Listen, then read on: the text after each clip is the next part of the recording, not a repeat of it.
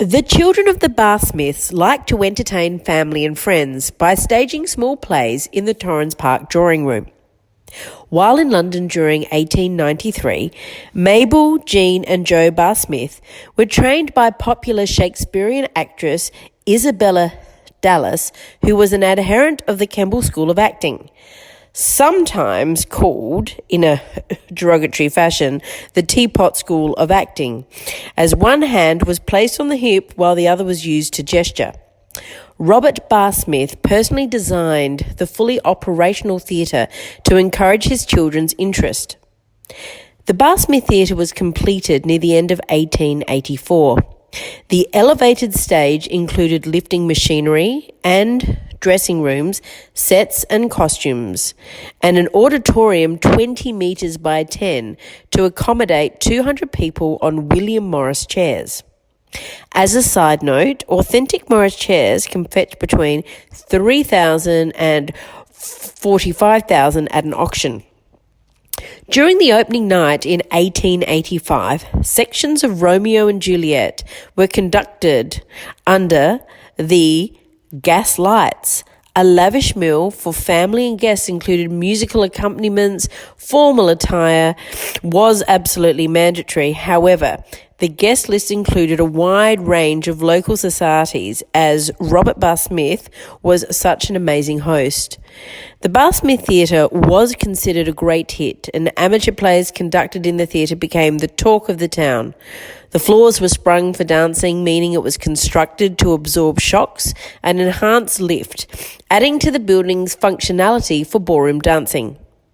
Before the school chapel was constructed, the theatre was sometimes used as a hall or a classroom. However, Mr. Grattan preferred to conduct whole school meetings under a large pine located between Roseveare boarding house and the tennis courts. The meeting tree unfortunately was damaged in a storm and removed. My name is Nicola Triglow, and I'm employed at Scotch College as the head of drama. I have worked at Scotch since 1996 and have watched the Barr Smith change, evolve and, in truth, stay the same in certain electrical ways over my 22 years here. I can remember my first year at Scotch, working with the then Head of Performing Arts, Andrew Jeffress. Andrew had researched and established by travelling around the world and then bringing home information to create South Australia's first Performing Arts Academy, where outside scholars, current Scotch students and past students could bring their own artistic views to take bridging tertiary courses and study acting within the many areas of performing arts. We built an after-hours program to cater for almost all areas of the arts, including things like theatrical fencing, clowning, dance and even stunt work. We have done things over the years like fly students from the stage in episodes of Peter Pan. We've changed the performance space to having it at the mirror end, to on the floor, on the side of the stage, and even up near the toilet area. For many years, I would teach a Year 9 drama unit on Gothic horror. I created this unit especially to suit the Barr Smith Theatre. We'd close all the doors, turn all the lights off, and light up all the candelabras. We'd put them on a really long wooden table where students would sit around and create their murder mysteries. I've held loads of play readings in the Barr Smith, and we've sat in a really cosy area reading sections of some of the most famous pieces by the fire in the Barr Smith Theatre.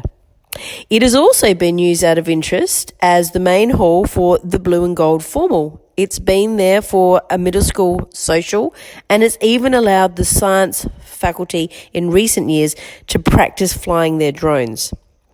I have loved being able to direct and produce a wide variety of theatrical experiences in the Barr Smith.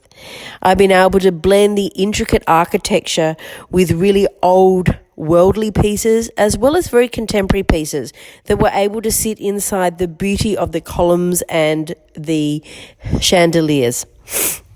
So I have also been very, very privileged to work with a variety of students who were able to grow up in the Barr Smith Theatre.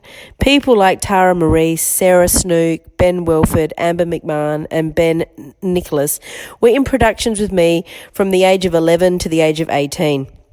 But I can also think of so many other students who are working actors, stage managers, set designers, costume designers, and performing artists who have attended RADA, NIDA, Flinders Drama Centre and WAPA, to name a few, and who are still working in the industry. And I am so privileged to have so many of those students come back and work with the students of 2019. I hope in the future that we continue to manage and upkeep this beautiful theatre. It is a very special place that I feel so really lucky to work in.